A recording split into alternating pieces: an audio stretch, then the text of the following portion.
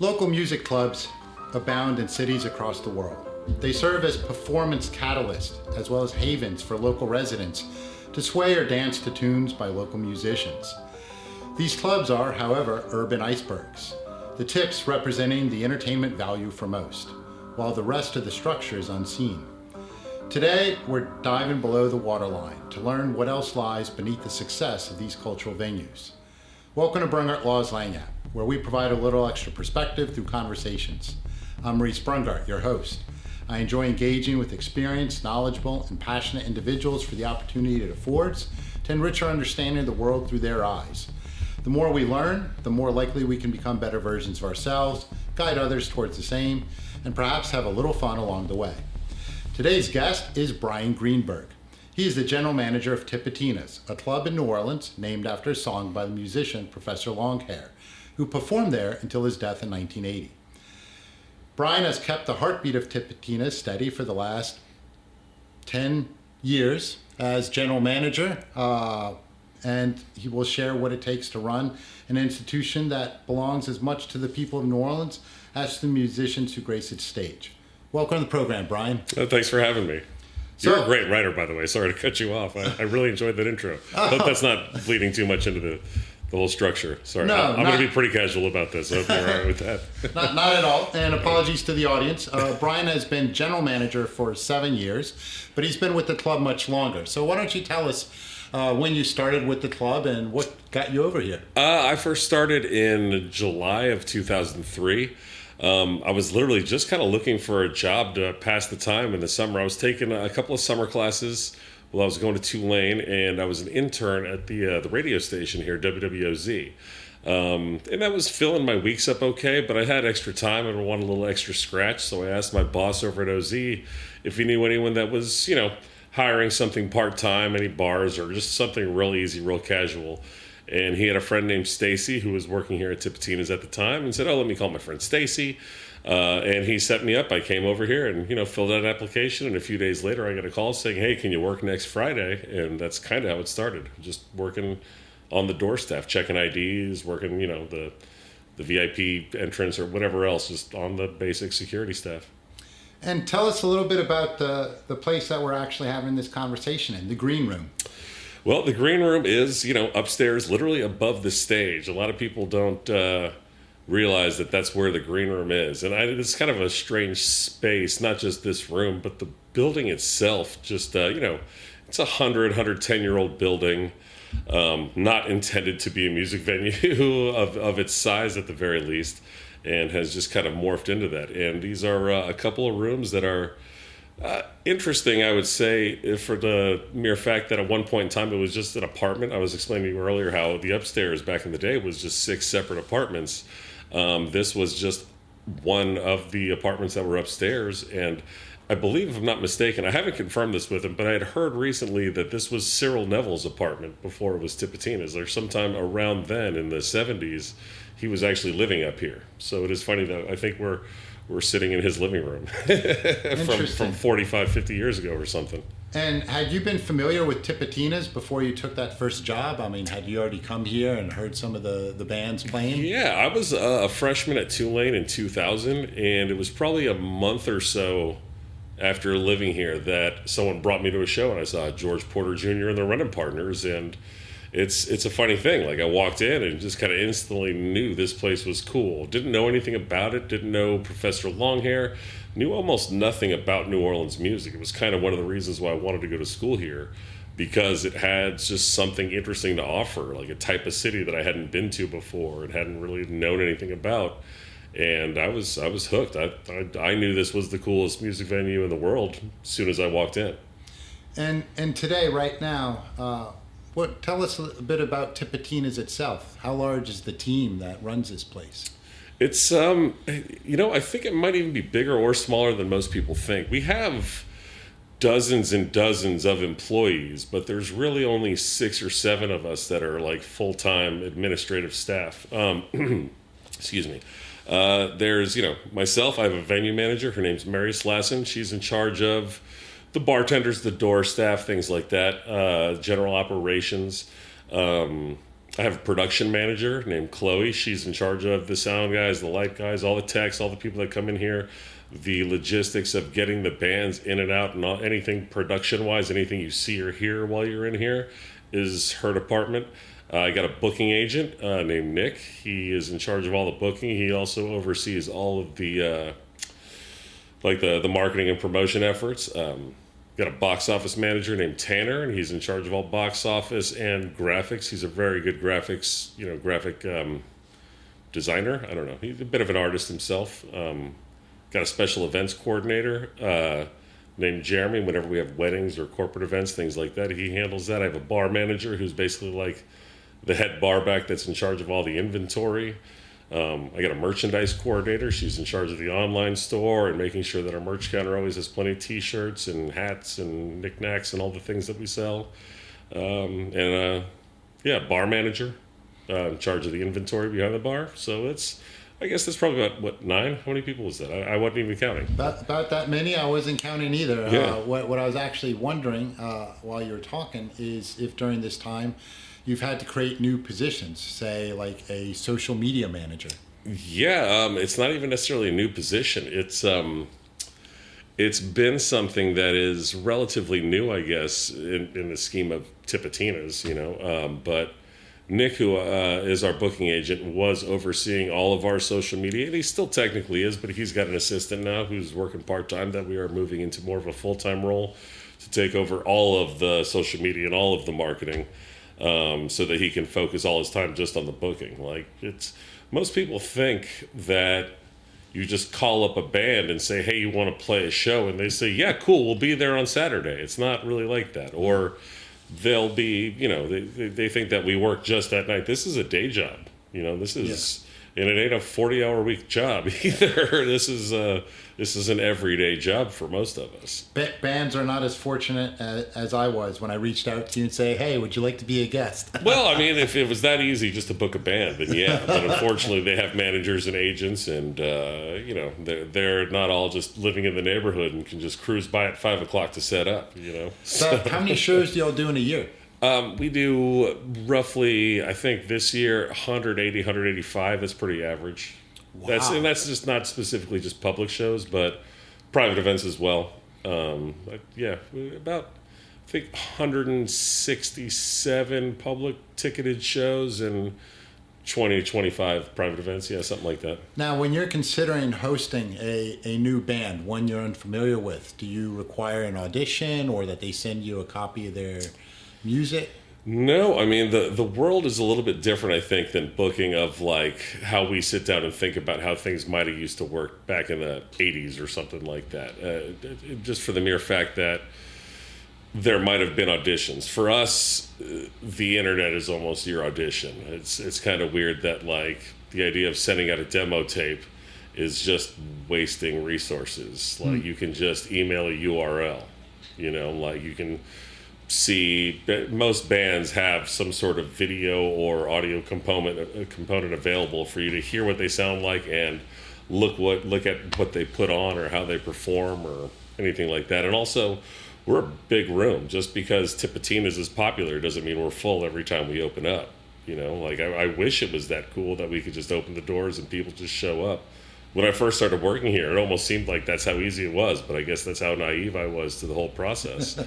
We have plenty of shows that are fantastic musicians, but there's only 100-ish people that might show up, and we're an 800-person room. You can fit 800 people in here, and it doesn't look fun when you're playing into a big empty room. And because we've been around and we have a good history and credibility as a music venue, bands reach out to us constantly. Hey, we'd love to perform there, or we'd be great for your room, that sort of thing. And maybe they sound good, but this is the other sad part about the music industry. Being good and talented is no marker for success. That's kind of the sad reality of this business. I see the greatest musicians in the world in this town week in, week out perform in front of literal dozens at best sometimes. What does that say? I'll ask you to elaborate on that in a moment. Going back to when you're going to consider hosting someone you're completely unfamiliar with, how do you make the decision? I take it you make it in conjunction with the others here at Tipitina's. Y'all listen to folks play, but I'm sure it's more than music. You're trying to picture them connecting with the audience or people here in New Orleans. Absolutely. It's almost because we have the internet is the best resource that we have to do any kind of research and homework. We take very calculated risks, and I put that on Nick Logan, who's our talent buyer, booking agent, whatever you want to call that role. He is very good. He's got his finger on the pulse. Like, he's hearing about things that I've never heard about, and he's paying attention to a lot of things. But also, he's been around long enough that he knows a lot of agents that work for bigger agencies or the smaller boutique agencies that he can trust their word. Now, granted, they're all trying to make money themselves, so they're going to say how great this person is, or you gotta book my band, they're great. It's like, cool, like we'll give them a percentage of ticket sales. And they're like, no, we need a guarantee. It's like, well, we need a guarantee too. What's our guarantee? Like, in New Orleans, as good of a music town as this is, I think people outside of New Orleans really underestimate how hard it is to sell tickets in this town. Like, there's so much music that is available to people, and everyone has very specific tastes on what they like musically, especially in New Orleans, that just because your band crushes in Houston or Tampa, Atlanta, Chicago, or any major market doesn't mean you're going to really move the needle in New Orleans. And going back to what you said before, you've witnessed very talented musicians, but they're just not attracting the audience. So what is it they're lacking from your observations over time? Or what do you think's missing? I honestly, I'm not an old guy by any respects. I'm 43 years old, but I'm starting to feel like the old guy because I'm starting to pull the same thing that I heard 20 years ago when I was a younger man, being like, oh, your generation and these kids today. Something that we are underestimating is these kids today. When I was a college student, I was interested in everything. Like, I would make new friends and then be like, hey, we're going to go check out this band or go to this bar. And I didn't have a smartphone. I couldn't, like, look it up beforehand. I was like, yeah, let's go. Like, oh, there's going to be a cover charge. Uh-oh, well, how much is that going to be? Maybe like 15 or 20 bucks. All right, yeah, let's go check it out. So you take a cab with a bunch of strangers you don't know so well, or hop in someone's car you don't know so well. You go to a part of town that you don't know anything. You don't have a cell phone. You don't have a reliable ride home. You don't know what the bar's going to be like. And, you just kind of took a chance and enjoyed the mystery of going out and finding something new. And I found all kinds of great music and musicians and interesting people, and a lot of bad music and bad people and all the bad experiences too. That just seemed like part of it. And we've kind of changed, and not just the younger generation, but as a society, people don't want to take the leap on something they're not sure about. Like, we do have plenty of people that will come to Tipitina's just because they've heard of Tipitina's and they're in town visiting, and their friend told them, oh, I saw the Neville Brothers there in 1993. You got to go check out this place. They don't care who's playing. That's not a lot of people. That's just some people. But people in general are not consuming live entertainment like they used to. And part of that is the younger generation. I mean, once you get in your 30s, 40s, 50s, and beyond, the idea of going out for some drinks, even if you don't plan on getting drunk, but just going out and being on your feet for more than an hour or two at a time seems like such a stretch, right? Like, you're smiling at me and you're thinking, yeah, I don't know if I feel like standing around a bar for something I don't know anything about, or is it worth my money to, potentially go there and spend money on drinks? Well, boy, those get expensive too, and whatever else, and it'll be crowded, or maybe it'll be hot, maybe it'll be cold. Like, we're softening. I don't know how to put that any better. I had no trouble being hot and sweaty and miserable around strangers when I was a younger man, and the younger generation doesn't like to be uncomfortable. So when you were younger, when it seems more tolerable, when you think back to your day, you're like, oh yeah, I used to put myself through some stuff, huh? Kids today will not. And the college kids of today, more specifically the youngest adults that we're experiencing in the world, especially like out and about at bars where they should be the ones that are out there mixing it up, I mean, statistics are showing that they're drinking far less. It's never been safer for them to go out and get drunk, quite honestly, because there's always a safe ride on the way home. Like, they can always just hit a button and have an Uber or a Lyft come pick them up wherever they are. They could always get a safe ride home. We didn't have that option. I was in the 7th Ward in a dark corner at a payphone, and I'd call United Cab and say, hey, I'm at this street, and I'm mispronouncing it because I'm not from here, you know? And they're like, all right, it'll be 15 minutes. If it's not there, just call back. It's like, I don't have any more money to call you back. This is it. I used my last quarter, you know?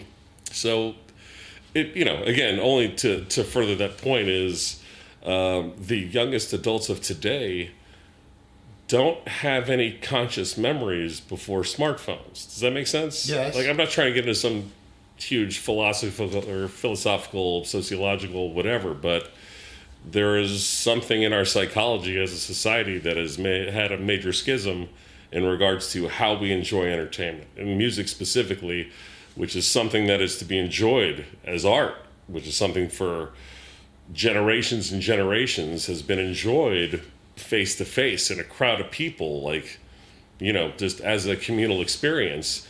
And we don't do that anymore. We flip through it, thumb past it on our phone in 3 seconds. If you don't have my attention, next. The idea of a young person buying an album and sitting on the floor in front of their record player or CD player, reading every word of the liner notes and all of these things. These are almost lost experiences for the young adults of today. So as much as people want to complain about kids, they're doing exactly what we trained them to do. Does that make sense? It does. Yeah. I'm kind of curious. So with all your time that you've been here at Tipitina's, from working the door to your current position as general manager, so is it your observation that there are fewer people coming to Tipitina's over the last 20-something years? Not necessarily. I think just the way that we interact with one another, and especially in regards to live music, it's just kind of changing. Like, there are certain bands, the older audiences, they still have the same type of experiences they were before, for the most part. But even for those of us who led very fulfilling lives before we had smartphones, when's the last time you went to a restaurant and didn't look at the menu before you decided to go there? Like, when's the last time you would have bought a ticket for a concert without knowing anything about the band? Like, we're more conscious about how we spend our money because we're smarter, I guess, as people, but also, you know, it's harder to make a living. You know, it's the cost of living is gotten so absurd for most people that the idea of spending $20 on a ticket, 25 or more dollars on a ticket, and maybe like $20, $30, $40 on drinks is crazy. Not crazy, just like it's more of a reach for us now. And when I first started working here, you could live very comfortably in an apartment in New Orleans with 1 or 2 part-time jobs. And when I say very comfortably, like, you could live in a place. Yes. You know, like, you could have, maybe you have a roommate, but you could rent a shotgun house uptown for like $600. And as long as you worked one part-time, you worked 20, 25 hours a week, your rent would be covered. And if you had 2 part-time jobs, yeah, I can go get drunk now too, you know, whatever. Like, you could live all right, you know. You could get a fried shrimp po' boy for $3.99 almost anywhere, you know. Yeah, nowadays it's quadruple the cost. Exactly. And well, that's going down a rabbit hole. I know, man. I'm sorry. No. I'm all over the place. People ask me a lot of similar questions, so I have a lot of weird answers for it sometimes. So, you yourself, when you hear the word Tipitina's, what do you imagine? And once you have that in your mind, what is it you then try to extrapolate to bring people to Tipitina's?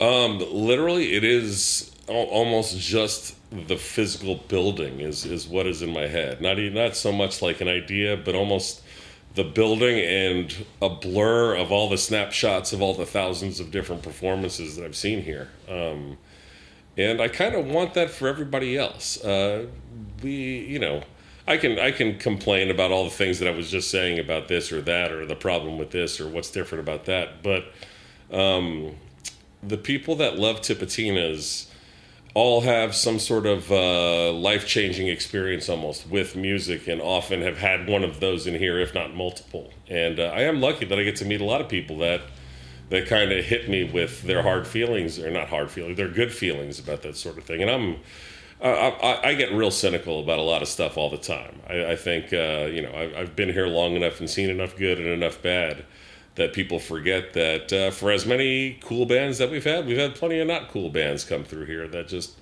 should have been pleasant experiences that weren't, or customers that are like, man, we did so much to try and put on a show for you. That's kind of what I want. I want people to know that if they come to Tipitina's, you're going to get at least a quality experience by the venue. I can't control how good the musicians are, how good their show is, but we can create the setting for them to have a good show. We can have one of the best sound systems in town, a very nice staff that is not all big goons and bouncers that are going to be mean and rude to you as you come and go, and bartenders that are snippy or anything like that. And for the band's aspect, they don't have sound guys that are, just some guy or girl next to the stage when they should be paying attention to the monitor console, that are just looking at their phone, ignoring you while you need them to help you or whatever. Like, we are just trying to set the standard of being a good place. And it's funny because I think that we put on a good experience for people that come here, as good as they can expect. I've been around to other venues in town, and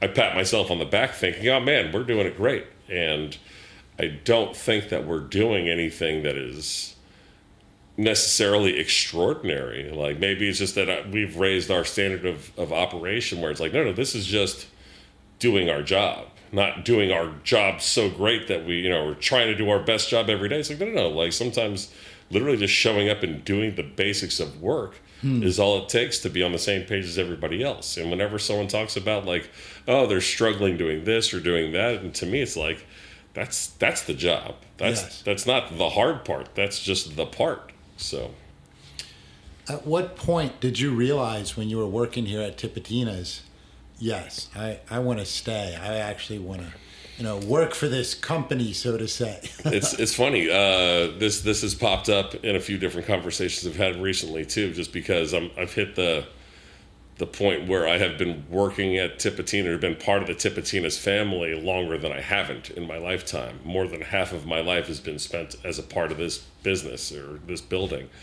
When I started here, I was 21. I was a junior, senior in college or whatever else, and all my friends who were graduating or going to be graduating were all talking about, oh, well, I want to go to law school, or I want to do this, or I want to go to grad school, or I have a job lined up over here, or I want to move back home and I have a buddy who does this and he can get me in, whatever.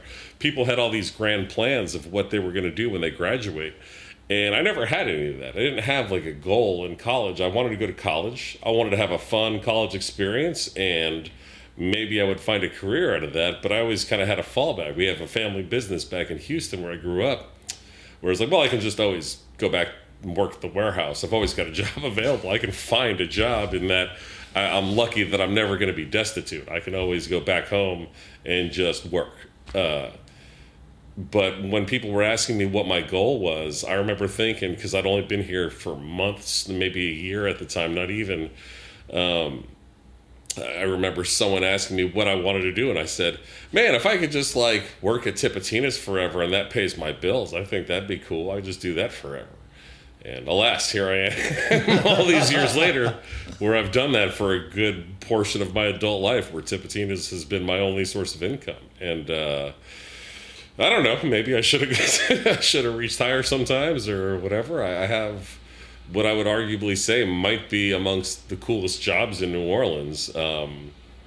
But it ain't easy, and it's not getting any easier. So sometimes there are days where I was like, I should have done something else. Or wouldn't it be great if I just worked at the bank and I could clock in at 8:30 and punch out at 4:30, one of those types of things. That's as I'm getting older, I am getting more and more jealous of people who think that their job is boring, and I wish that I was smart enough to get one of those jobs most days.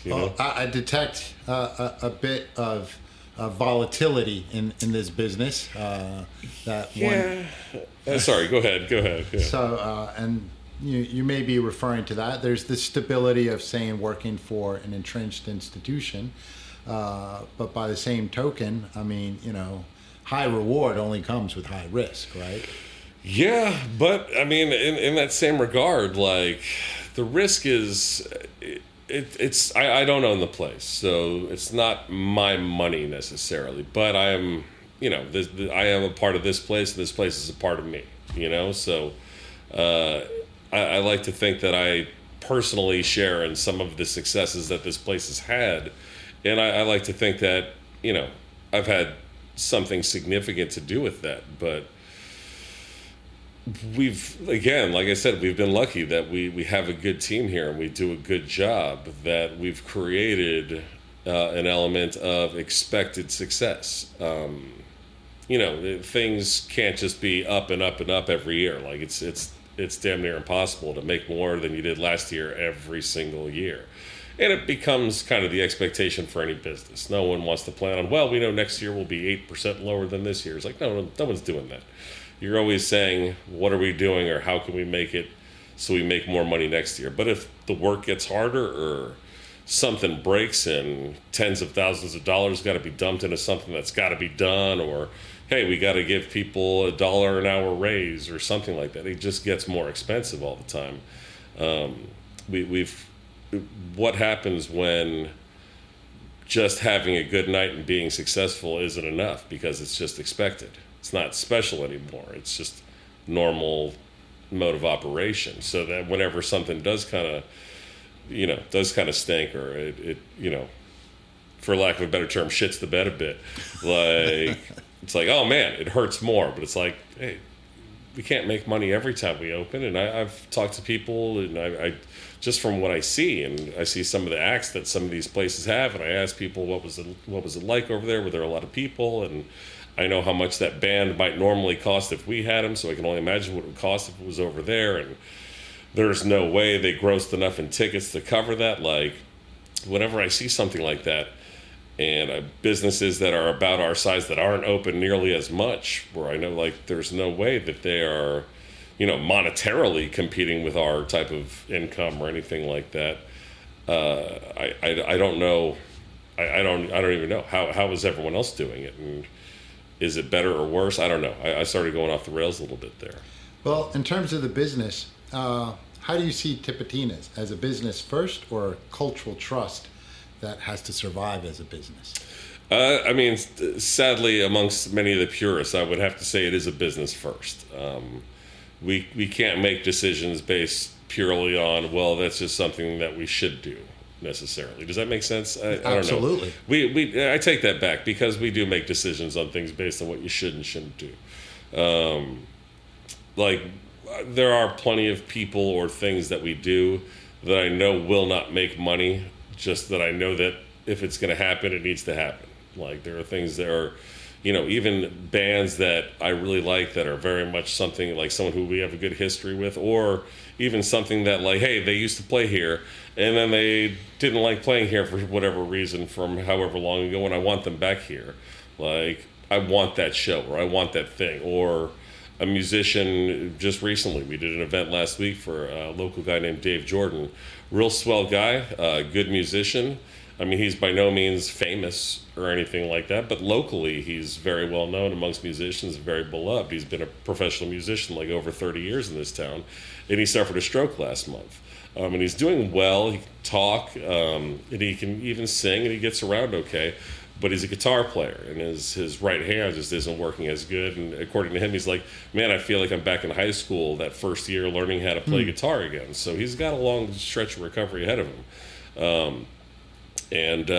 We helped host a benefit for him. We gave him all the ticket revenue, and we donated whatever to help raise money for him. And we were able to raise a lot of money for him, and I'm glad we could help him.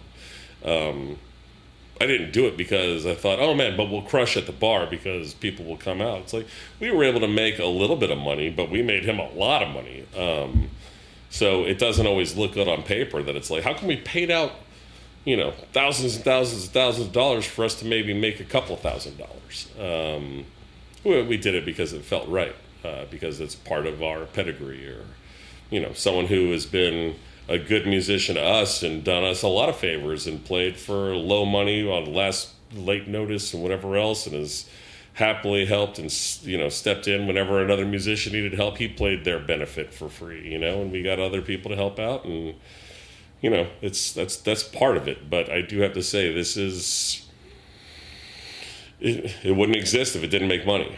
So we have to be a business first. And there are plenty of people that are the legends of New Orleans and so on, or just whoever that is very much worthy of much more success than they have achieved, sadly enough. And there are times where I shrug my shoulders and say, I'm sorry, we just can't do it. When you took on the role as general manager, was it at that moment, or did it come afterwards that you had that sort of eureka moment? Holy shit, I'm the general manager of Tipitina's, and this isn't just some club. I mean, this is a cultural icon for the city. Well, I mean, I had that moment early on working here. Okay. I had been here for lots and lots of shows before I had ever started working here. And when I first started working on the door staff, I was working at least once a week, then twice a week, and then pretty regularly, at least a couple nights a week for a little while there. So it didn't take long till I had finally seen enough of Tipitina's beyond just the bands that I wanted to see. I mean, when you go to a venue, or at least for me, when I was going to shows here, it was stuff that I wanted to check out. But there was plenty of stuff happening on the calendar that I had no interest in. I was like, oh, why would I go see that? I don't care for that type of music or whatever else. But it's when you start working all the shows for all the stuff that you have no interest in whatsoever, where you start to really gain a bigger respect for, oh, this isn't music, this isn't a venue for one type of music fan. This is for everybody.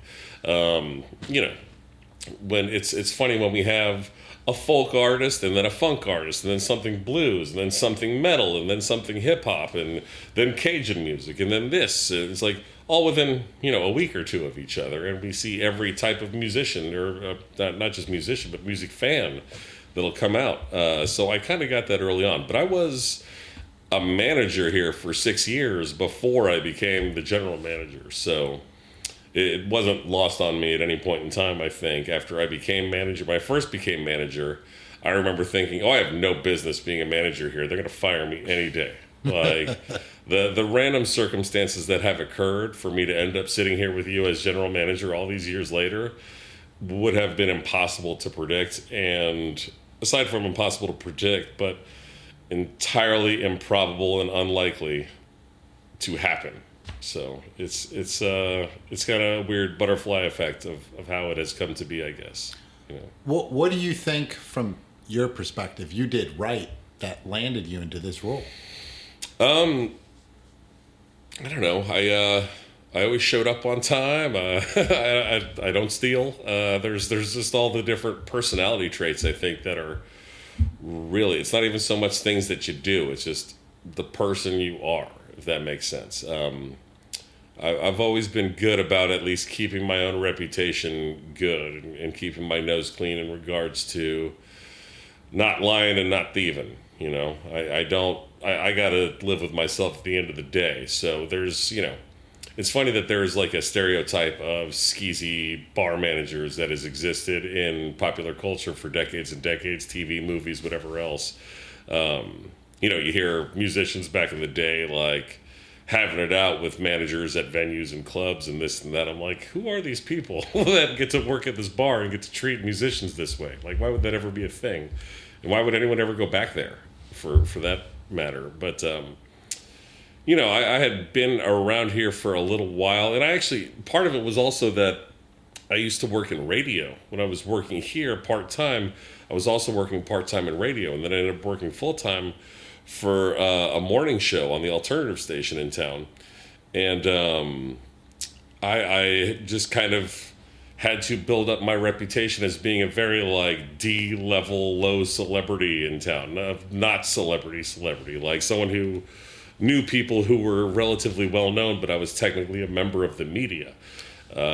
So I had to just kind of behave in that regard. Like, oh, well, people can tune in and listen to my radio show that I'm on, and I don't want to make them look stupid because I'm stupid. And I did plenty of stupid things, but it really became just keeping my own name good. So that means not ripping people off, being a decent business manager, operator. And when I was in college, I took classes. I was a business minor, and I remember thinking that all this stuff that they were teaching us about management and management communications and everything else is like, this is common sense stuff. Why are we sitting in a classroom going over this? Like, it's very golden rule, treat people how you want to be treated type of stuff. Almost every step of it kind of goes back to that in some regard. Well, I once had an instructor say common sense is not so common. So. Well, it turns out it's not, and I don't have the patience for people who can't figure it out, I guess.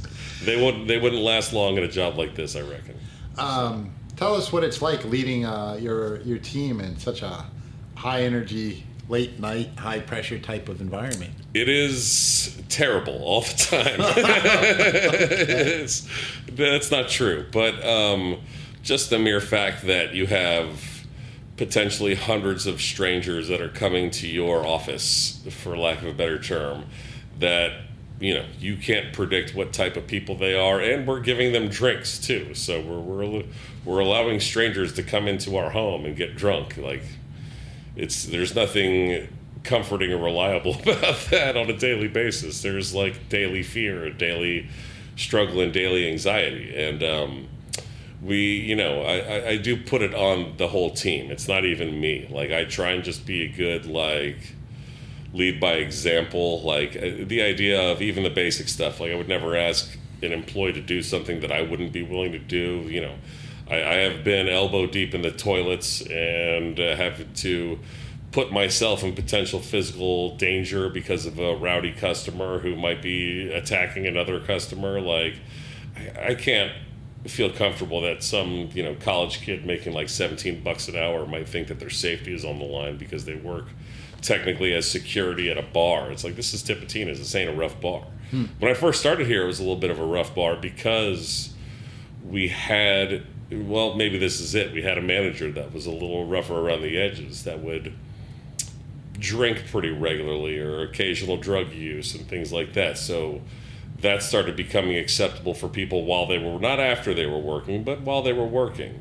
Like, there is a cascading effect. If people treat their job like a party, then it gets real Wild Westy every once in a while. And there used to be fights between staff and customers, not routinely, but at the very least, like, it was, we had a lot of dudes that were pretty,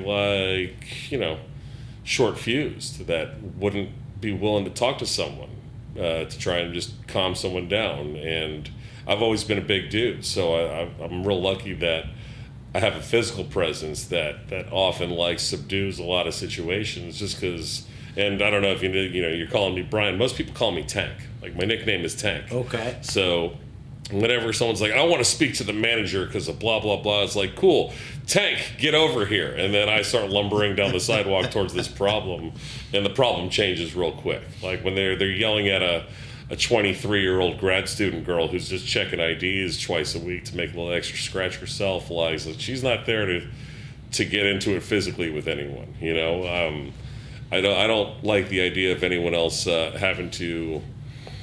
Yeah, I think that's it. Literally just trying to lead by example and not being afraid of doing the uncomfortable or awkward thing. And there's plenty of times when I have a drunk, rowdy, or angry customer yelling in my face and insulting me or insulting them, where I just have to I'm just going to take it. It's part of it. So what's it like leading a team like that? It's very terrible because you got to swallow your pride a lot. It's very humbling all the time. Customer service is still customers, and the customers think that they're always right, but the customers are really annoying. So there's no other way to bounce around that. This job would be so much better if it wasn't for all the customers. Well, with two girls that have worked in the service industry and hearing some of their stories, the customers can be annoying at times. Yeah. They're not representative of the whole, but... No, but you're not going to...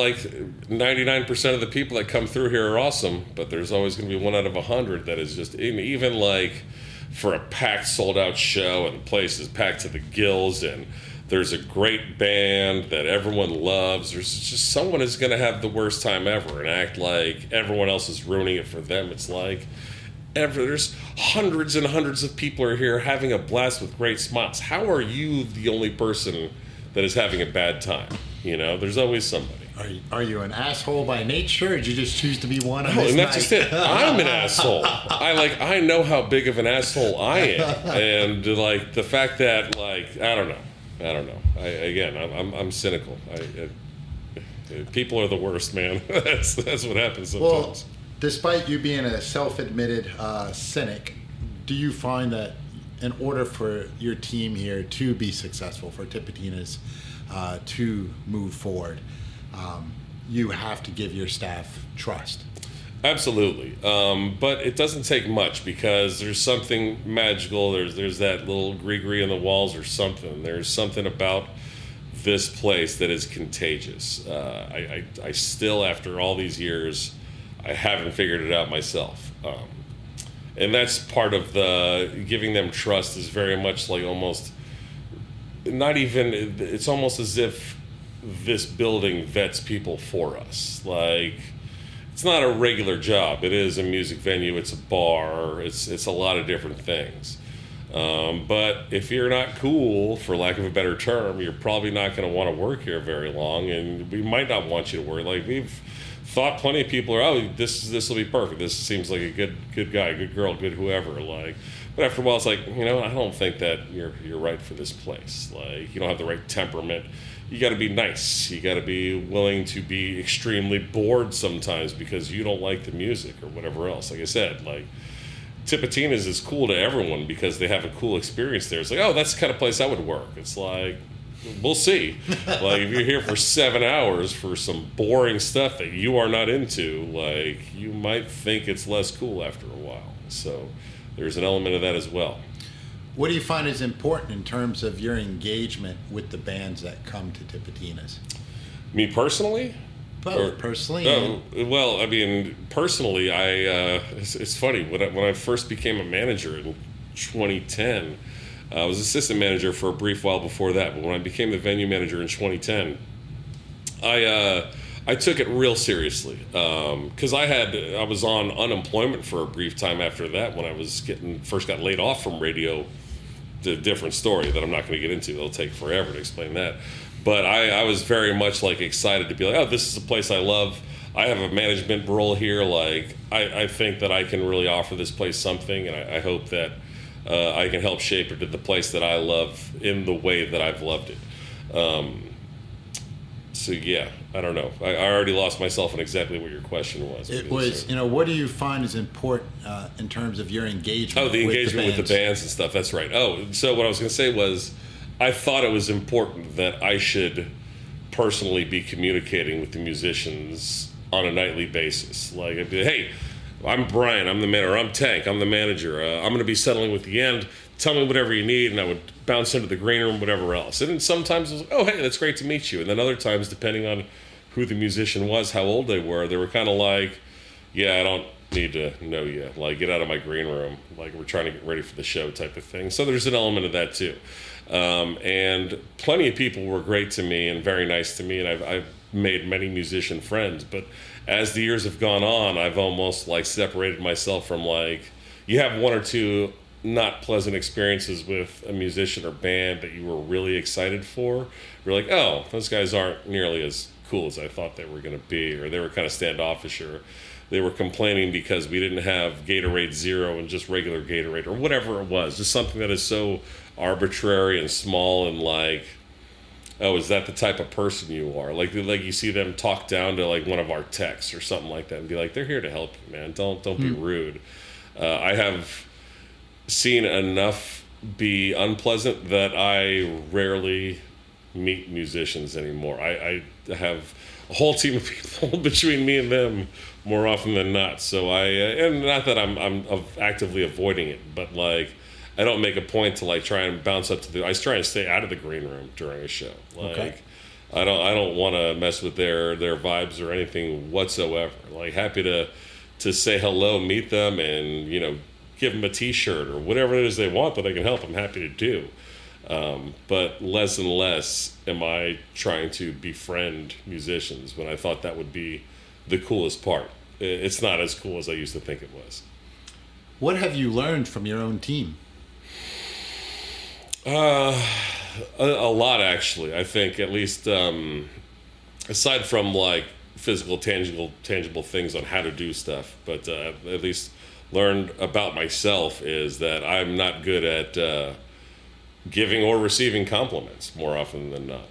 I certainly don't like receiving them. Whenever people try and praise me, it does upset me a little bit. I don't know why that is, because I have very loving parents that were quite nice quite often, but it's just not the way that I feel like I'm wired. And when people do it again, like that expectation of success that I was talking about earlier, like, you know, I don't do my job, and I don't think other people should do their job to receive praise. You do your job because it's your job. You know, like it's expected, and I don't do a good job of congratulating people on their successes, I guess, for especially the people that work here, because it's like, all right, that's cool.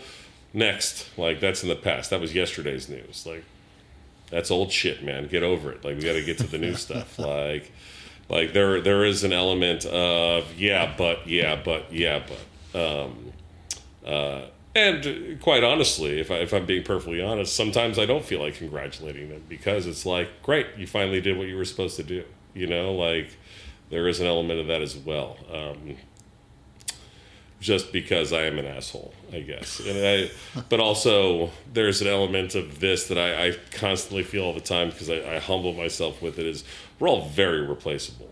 It's not going to be easy, but I could find probably plenty of people that could replace me, replace any. There's only one or two people that I can honestly say would be like tragic to try and replace. And even just amongst all those people that I mentioned earlier, that would all be very tragic to have to replace all of them. But it's possible. You know, there are plenty of people that want to work at Tipitina's, and I get resumes all the time from people that want to work at Tipitina's, but I don't need them to work at Tipitina's because I already have my ideal team in place. There's no one. The only person who's been here for like, the only full-time employee I have that hasn't been here for many, many years is my merch coordinator, because we only recently made that a full-time position 2 years ago after me begging our owners to do it for the past 6. They finally allowed us to just bring it on and keep it all in-house.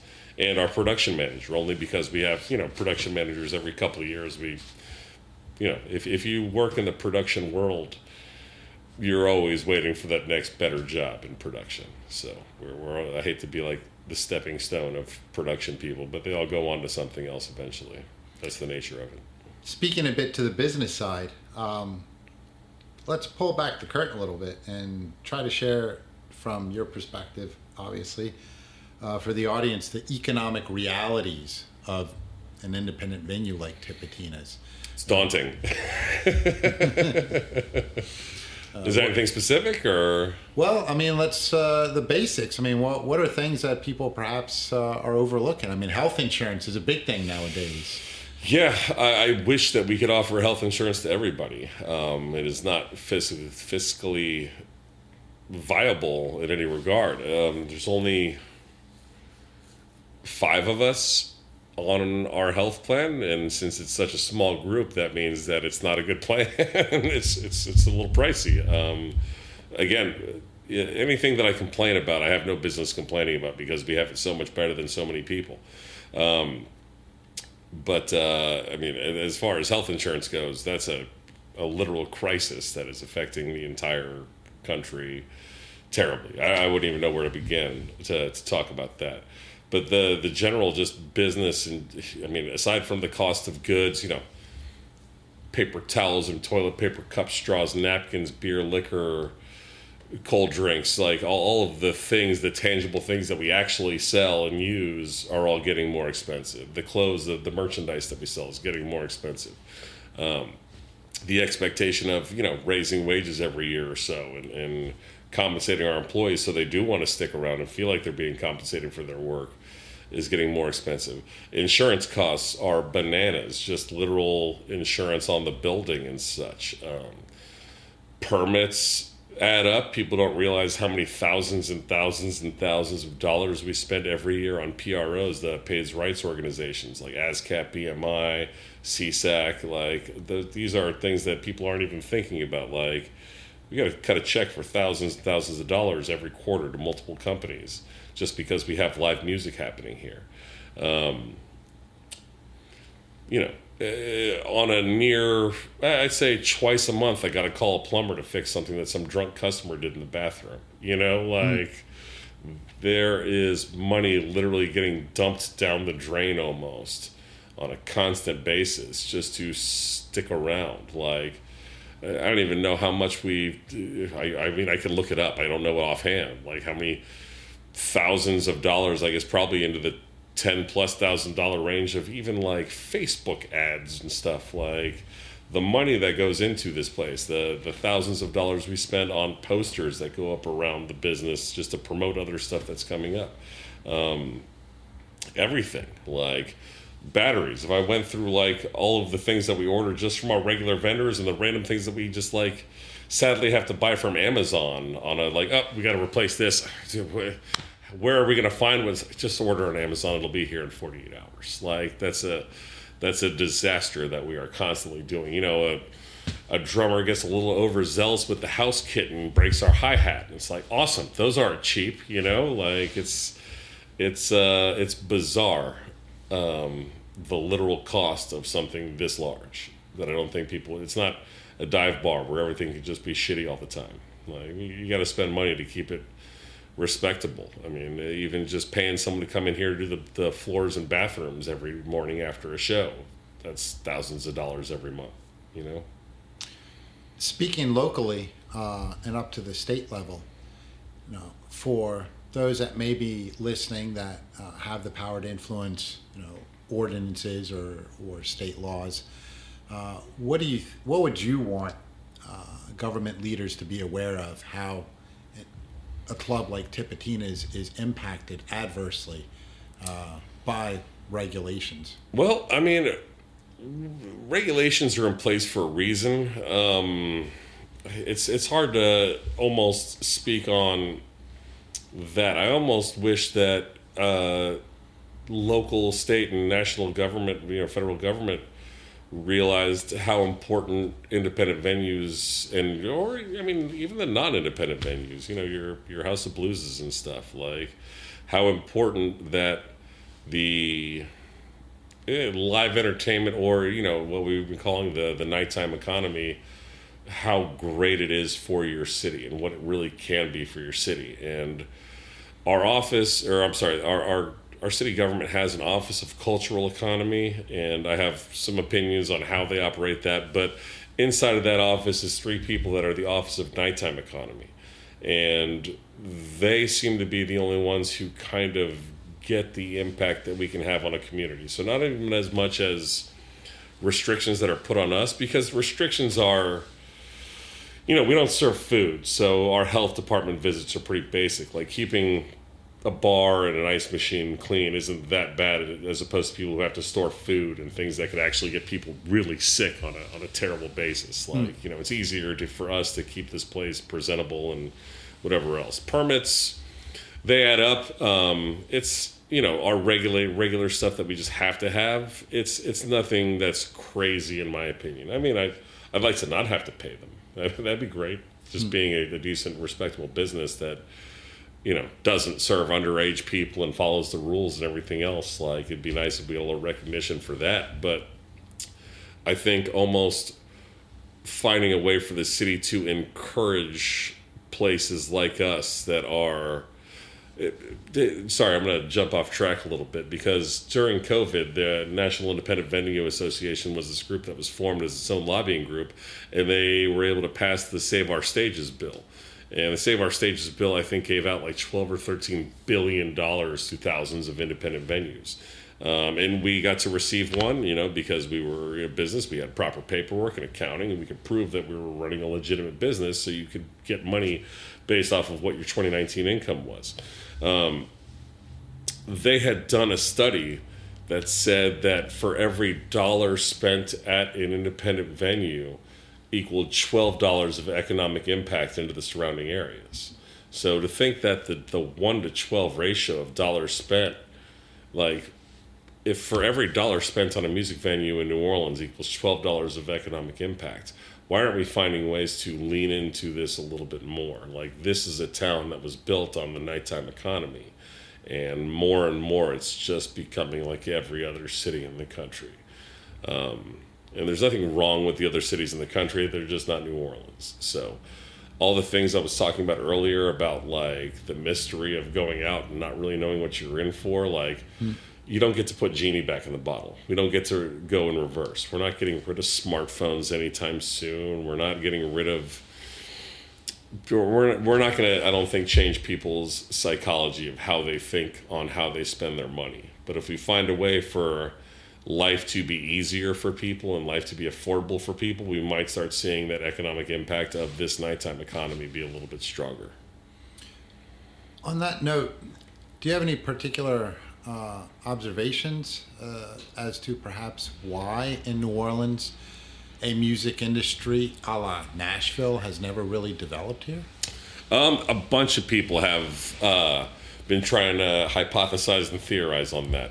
I don't know the answer. I do know that at least for Louisiana, not even as much, definitely New Orleans, but for Louisiana, this is, and I hate to just, this is the cynical part. This is the dumbest fucking state ever. Like, I couldn't possibly imagine how stupid the people of Louisiana in general are for allowing ourselves to fall this low in the rankings of anything substantial on a near every year basis for who knows how long. Like, why are we at the bottom of everything that matters all the time? We have the best culture of any state in this whole country, and we are continually so dumb and backwards about everything. I'm never going to understand it. And as far as why New Orleans can't have the same economy like around music as like a Nashville, literally because we're too stupid.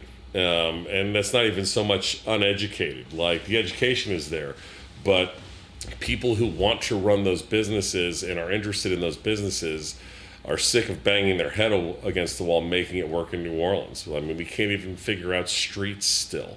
Like, we can't even figure out basic utilities. We can't figure out how to have a government that doesn't feel corrupt, even if it's not, you know?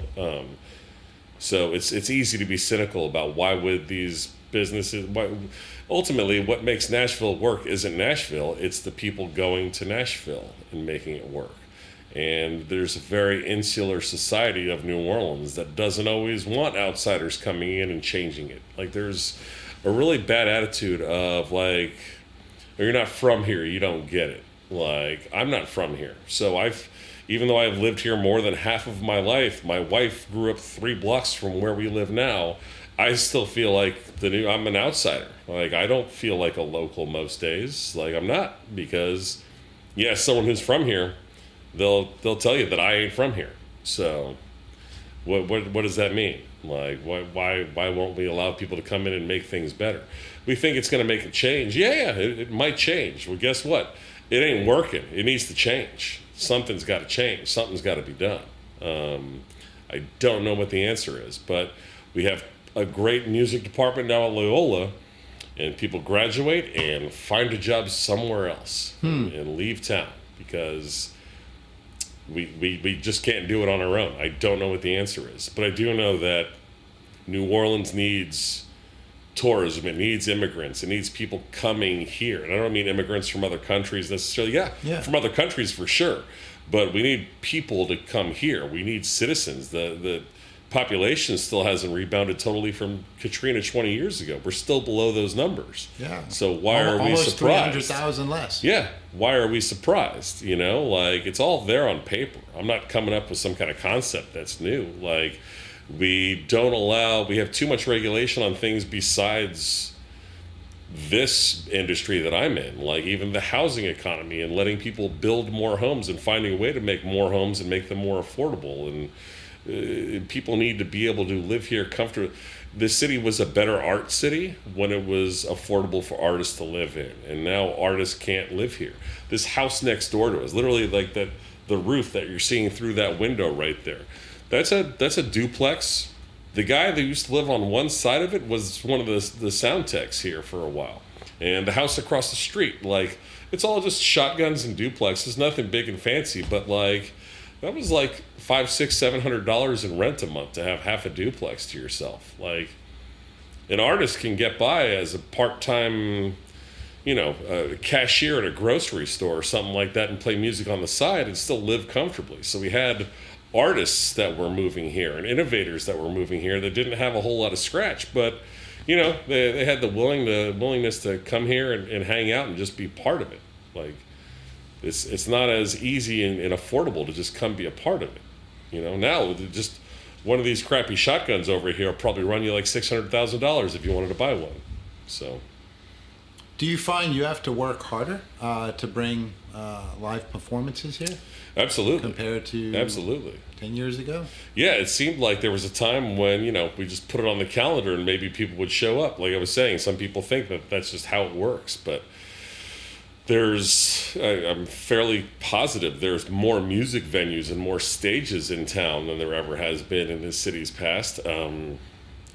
And fewer people of all ages that are willing to go out. We've made such comfortable lives for ourselves at home and on the internet and with streaming and everything else that this isn't as reliable as a source of entertainment for people. And it used to be, and I don't know, again, I don't know if we get to put the toothpaste back in the tube, man. Like it's just one of those things where how do we get people to want to come out? So we create the atmosphere that we want people to come here and know that at least if they come to Tipitina's, they'll have a place to park. Oh, along with the economics, we spend hundreds of dollars every month just to let people park at Rouse's. Like, we got to pay them rent so we can let people go park there so there's safe parking when you come here. And I don't want to trash any place in the quarter, but like, man, it is a pain in the butt to go down to the French Quarter and see some music and do anything. Parking will cost you who knows how much, or where are you going to park, and how safe is it where you park? Well, at least it's lit. It's across the street. Like, crossing Chapatulas can be dangerous if you're not paying attention, but still, it's right there. You got a place to park, and we have, a good sound system and good lights and a good stage and a good history of musicians wanting to play here. So I don't know if you've been able to track your guests that come here, but if you have you been able to see changes in the percentages of how much of it is local audience vice tourism? It depends on the act and the weekend of the year almost too. There's times, Mardi Gras Jazz Fest where it seems like there's just a lot of tourists, but we are very lucky that we get a lot of locals that come here too. I mean, it would be hard to say. We don't necessarily we should have everyone write down their zip code as they would walk in the door. I actually had someone recommend that to me. Like, just put a kiosk right up against the door so people just enter their zip code as soon as they walk in. I'm like, I get it, but I'm not doing that. It just seems invasive almost. But I see people I know every night we open. Like, it's rare that we open up and it's all strangers. Do you think you're getting less tourists than before? I will say that tourism is noticeably down this year. Only because there are shows that we have done that are almost like heritage shows for us that we do every year. And it always does at least this in attendance or whatever else. And it's, the same people locally that love those bands are coming out, but we're not getting all that extra. And I have seen, I've read some articles and seen some of the studies put out by a couple of different organizations that have shown that our international tourism is down. I saw something that said, we were talking about this at the meeting this morning, that I think this year international tourism in general for the whole United States is down about 15%. But it's even more in a place like New Orleans because we always had so many international tourists coming here because we have something in New Orleans that is unlike anything else in America. So when people from out of the country want to see the Gulf South, New Orleans is the city that they will choose, not necessarily Houston or Mobile or Tampa or Biloxi. New Orleans is the place in this part of the country that people want to see and visit. And even during a time like Jazz Fest back in the spring, I would meet so many people from all over the world. And this past year, very few international tourists that I met. Like, that's just part of it. And even speaking with people who work at hotels or own Airbnbs, they're like, I've never had an open Airbnb for 3 straight weeks ever, and they live in a really interesting part of the Bywater or something that's very hip for tourists right now. So people are noticing. I mean, hotel capacities are down. It's verifiable, you know. Speaking of your international audience, what about bands? How many of the bands tend to be from outside the U.S.? Outside of the U.S., not as many. I'd say a handful. There's a couple of Canadian bands that we've had the past couple of months. Yeah, not a lot. It is mostly U.S. bands. We have plenty of international musicians that are like part-time residents in town, or that are, you know, touring with bands that they might have some international folks that are in their bands. But as far as international, like the band is from wherever, I don't know. It's not like we have like a quota we're trying to hit. I think this year probably like 7 or 8, not like a lot, but some, like once a month maybe. I don't know, something like that. We're not shying away from it. If we think it's going to sell tickets, well, we'll give it a shot, you know. Deviating slightly, so as a general manager for Tipitinas, is there an association of like general managers of nightclubs across the U.S. that one belongs to, or particular trade shows you can go to discover, you know, what are challenges for others or how they're innovating to bring those lessons back here? I mean, there's probably something like that, but I wouldn't join that group. or do you just belong to sort of an informal network of other general managers? I would say it's more of an informal thing. I know a lot of other people who are venue operators in New Orleans, so I'm pretty hip to what's going on, at least locally. But that being said, we are musician owned. The band Galactic owns Tipitinas, and they're still a touring band. They probably still do 50, 60 dates on the road a year, something like that. So they are actually our best scouts on what's going on, because they play the Tipitinas sized rooms all over the country and sometimes internationally. So they are the ones who see things and almost bring their out. You know what they're doing over this place in Phoenix? You got to check this out, or whatever. Like even something as simple as, I don't know if you saw inside that other green room, on the wall there's a couple little plastic things with postcards in it and pens, and a little mailbox there.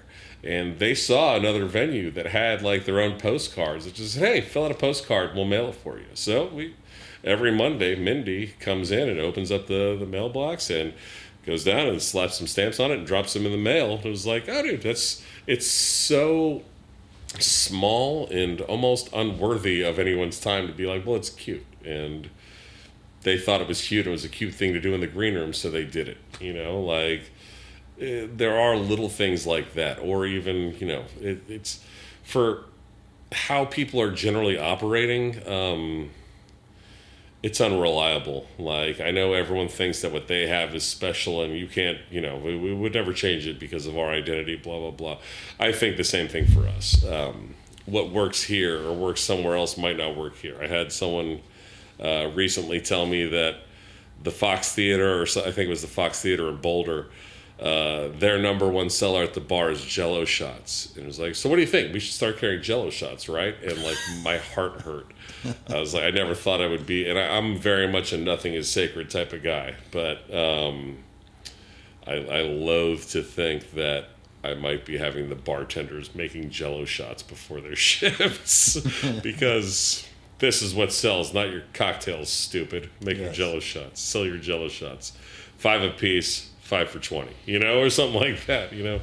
That's what they were doing at this bar. And then they discover a week later, oh, that bar in Colorado stopped doing it. It wasn't profitable. No, it was definitely profitable. They were making so much money off of it that I look like the jerk for saying, I don't want to do that. And we're like, oh, yeah, turn the money down. Way to go, stupid. Like, it's like, all right, I'll tell you what. Why don't we get rid of the bars entirely? We'll just put in vending machines. So we don't have to pay bartenders. We just pay one person to stock a bunch of machines, and it's card only. You don't even have to worry about counting cash. And we'll have one machine that is beer, and one that is the THC seltzers, and one that's just sodas and water, and one that is Jell-O shots or whatever else. So, like, we'll save a lot of money doing that. Why don't we just do that, you know? So. Might be an idea for the next team meeting. It's come up whenever they say something. It's like, we should just get rid of the bars. It'll save space and on staffing, you know?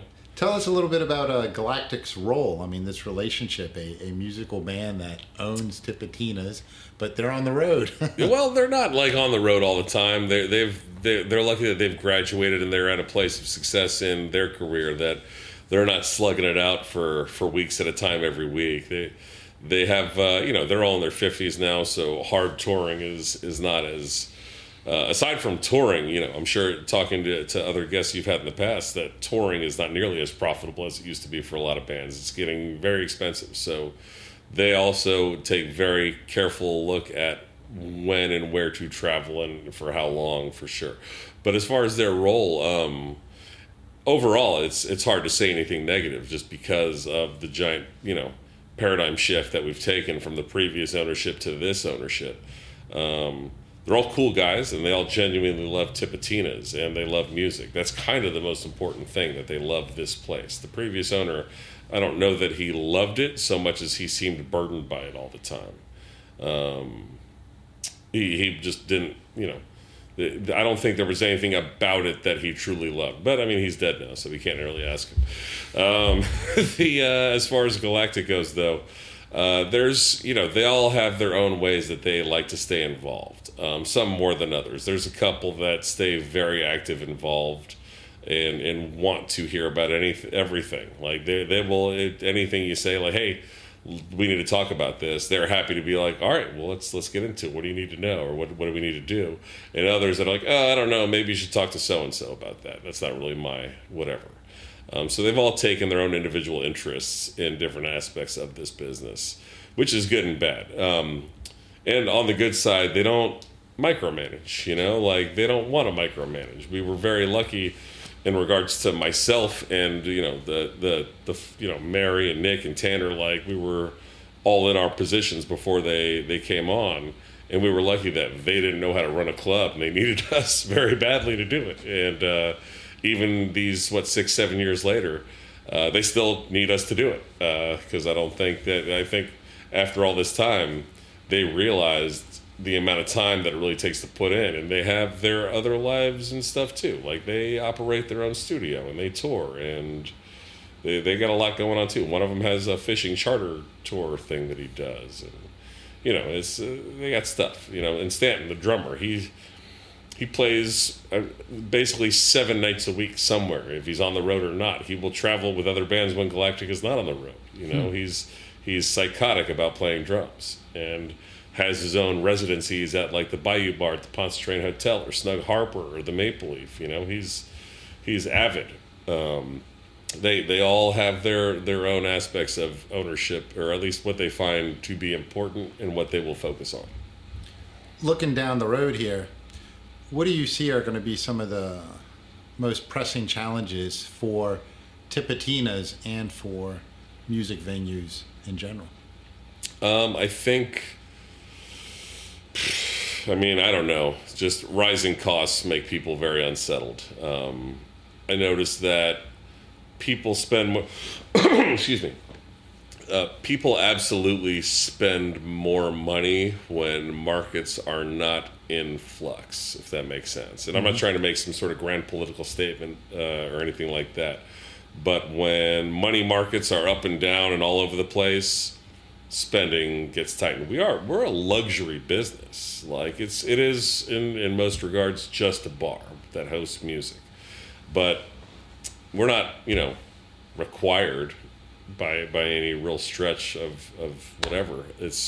We are in a luxury business. Like you are coming here to be entertained, that sitting on the couch and watching Netflix ain't enough and you want to go see music. Like this is one of the best places in the country, in theory, that you'll be able to do that. So the biggest hamstring, or the biggest whatever, against us would be that, keeping people interested in spending their money on live music and cocktails and whatever else. It's, and like I said before, for further down the road, I hope young people get more interested in it because they seem less interested. And we do plenty of shows that seem like they have a younger audience that appeals, but even whenever we've had like fraternities and sororities like rent us out to do a private party, and maybe they just get a DJ, and that's fine if you don't want to pay for a band and you just want it to be a DJ. But even still, these young adults are just standing around looking at their phones. They're taking pictures of themselves and then just looking at their phones. Do you find people are dancing less? Yeah.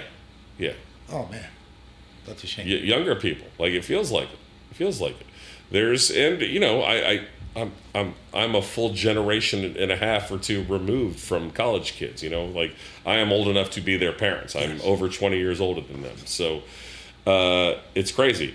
When I was their age, my whole goal was trying to get drunk and hook up with girls, man. Like going to see music was a great opportunity for that. And now it's not the same because they're not as engaged with the people around them and what's happening on the stage.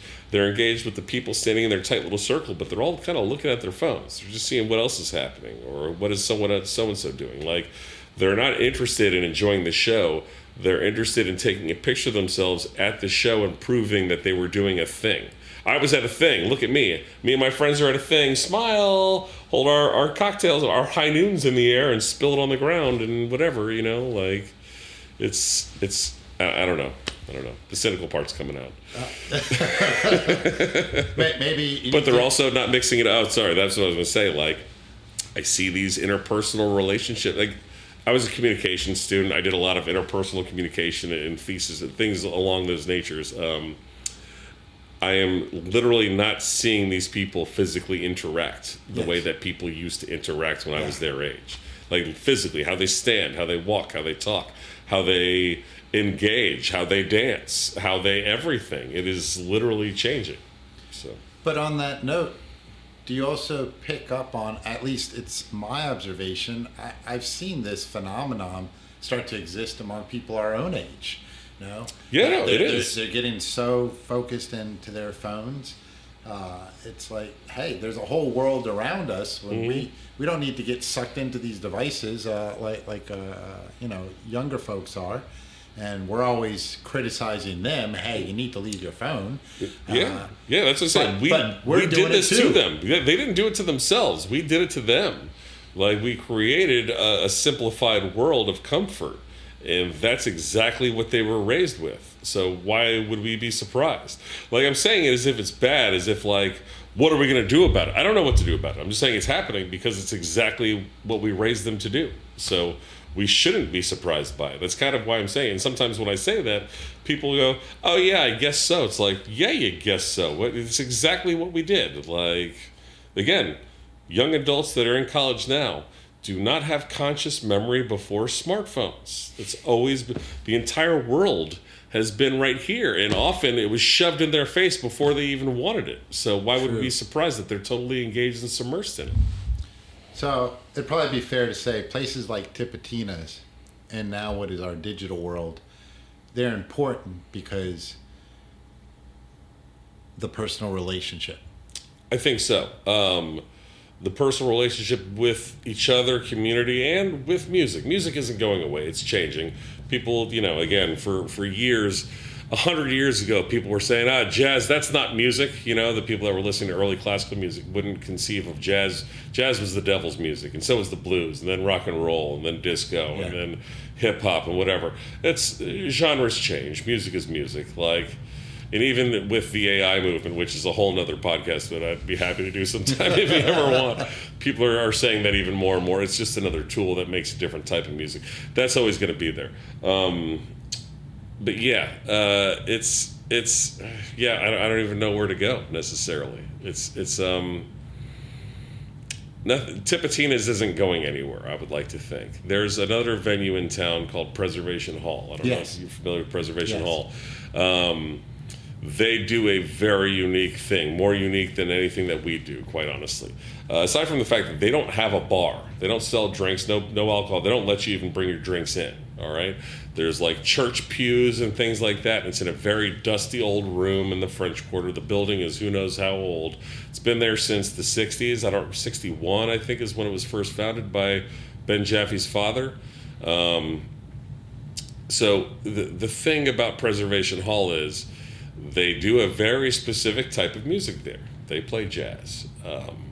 And not to let the cat out of the bag on me personally, And don't ever repeat this, maybe even delete it. Jazz is boring and stupid. That's my personal opinion. I tell it to jazz musicians all the time, and I hate to downtrod it because we're the home of jazz, but quite honestly, if jazz was so great, why is it always struggling? But there's one place where it's not struggling, and that's Preservation Hall. They do like 5 shows a day, and they can only fit like 100 people in the room, but they're full every show. Like, we sell a lot of t-shirts and merchandise. They sell a lot of t-shirts and merchandise.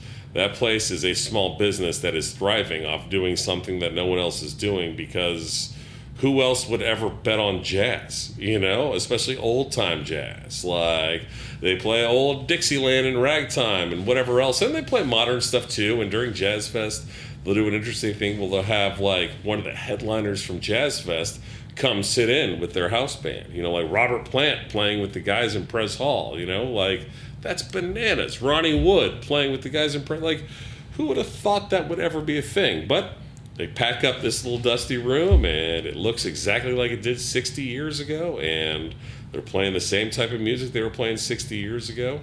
There is a niche for doing something that isn't a thing anymore. I don't even know how to say the words right, quite honestly. And we do have a little bit of an element of that too.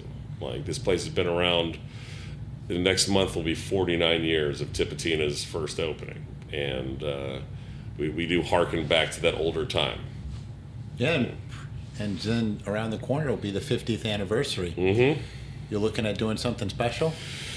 Yeah, yeah, we're gonna do something special, and not just one show. We want to make like a whole series of like all year for the whole 50th year. There's gonna be a whole marketing campaign of the 50th Mardi Gras, the 50th Jazz Fest, and the 50th 4th of July, or whatever. Like, it's gonna be a whole lot of number 50s in 2027. That's for sure. If you're giving advice to anyone who wants to get into this industry, whether as a musician or work in a club like Tipitina's, what kind of guidance would you give them? I mean, honestly, pick something else. But any guidance for anyone starting out? It's tricky. I meet young people all the time that are music students. Like I said, that like fresh out of the Loyola Music program. The one thing that people seem to forget when you're young and idealistic, at least definitely in this industry, people think that like, oh, you know what? I love studio stuff. I'm going to be a music producer, or I like live events. I want to put on shows. I want to be a promoter. Whatever it is that you think that you're going to do is not what you will be doing in 10 years, more than likely. It is damn impossible to have one career. You're like, I thought I was going to be a radio man. I thought I was going to produce morning radio shows the rest of my life. And I was 22, 23 when I started doing that. I was like, oh, that's my career forever. This will be great. Didn't last that long. But my real advice is take every job. Like, do everything. Like, if there's every opportunity, take it. Like, again, people are scared about wasting their time and resources. I mean, when you're young, that's all you have to offer, you know? Like, you don't have experience. So you need to choose a job. But like, again, like just even working part-time here, like you're going to meet someone eventually that you might hear about another job or another thing, or you might learn a thing or learn something about yourself that you didn't know you had. So I would do everything that you can. As far as like, don't pass up any work opportunities, especially people that are career oriented. If you're a musician, don't pass up any opportunity to meet a musician or jam with anybody. You know, play every bad gig that you can. You know, learn from all of those things. That's it. So just kind of a say yes attitude when you're young.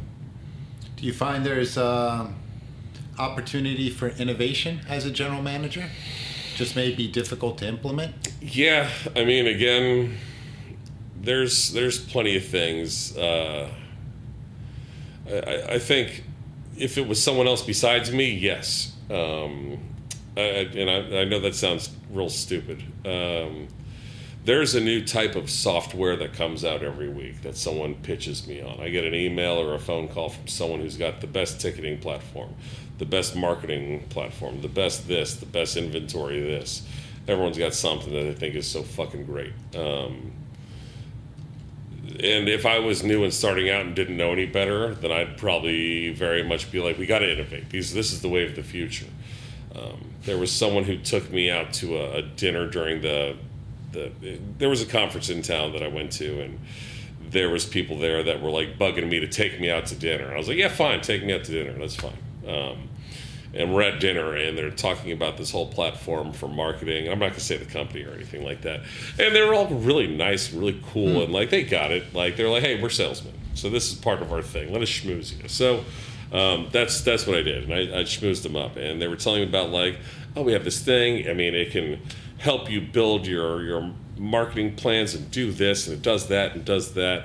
I was like, oh, that's magical. How does it just do that on its own? It's like, all right, well, you take all of your data, you enter it in, it's like, we use this, and it's like, all right, so all of the data I've already collected, you want me to basically give to you to make your platform better for me, but ultimately you can kind of use that to make it better for everybody else. So I am crowdsourcing your data, or you're crowdsourcing it from me. In my experience at a place like Tipitina's, like with a real reputation in this industry of success and whatever else, to make it better for me, but also make it better for you. And you want me to pay you to do this? And they're like, yeah. I was like, well, how? Like, I have 15 years worth of data from shit, like all of our, the files of all the things we've done for at least 15 years. Like, how many months would that take me to enter all that into your platform? I was like, well, we could have a team do it, and we could probably do it in less than 2 months. Like, so I'm just going to give you all of my information to do this, or you want me to spend all this time doing it, and then maybe it'll do my thinking for me, so then I can fire somebody and let your program that'll ultimately be sold to another company in a year go on to something else, and so on and so on. They couldn't get it, and I was like, why would I do this? They're like, well, what are you using now? Excel? I go, yeah, I'm using Excel.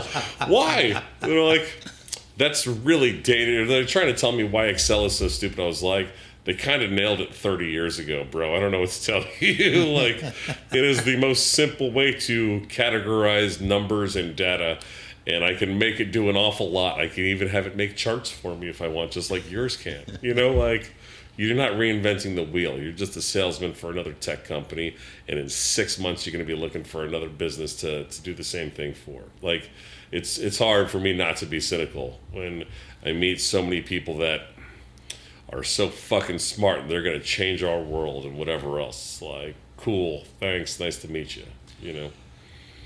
Although I've only spent the past almost 90 minutes with you, I'm going to go out on a limb and say, you don't strike me really as cynical. I think you're the true definition of pragmatic. Maybe. And, it may come across as cynicism, but I think you're just a true realist. It's because I'm around a lot of artsy people. Maybe that's why. Perhaps. Yeah. But I also detect there's a romantic underneath the shell of self-processed cynicism there. Because you wouldn't be in this business if you weren't perhaps, say, somewhat of a romantic, right? You believe in people, you enjoy the music, Well, let me cut you off. I don't believe in all the people, and I only like some of the music. As we wrap this up, any parting thoughts you'd like to leave with the audience? Something that you would like them to know about Tipitina's or why they should come here? Well, as far as Tipitina's goes, I do still think it, even when I'm not feeling good about this industry or this place or my role or anything, whenever I'm down on everything, like, at least I rest easy knowing that I still believe that this is the best music venue in the country.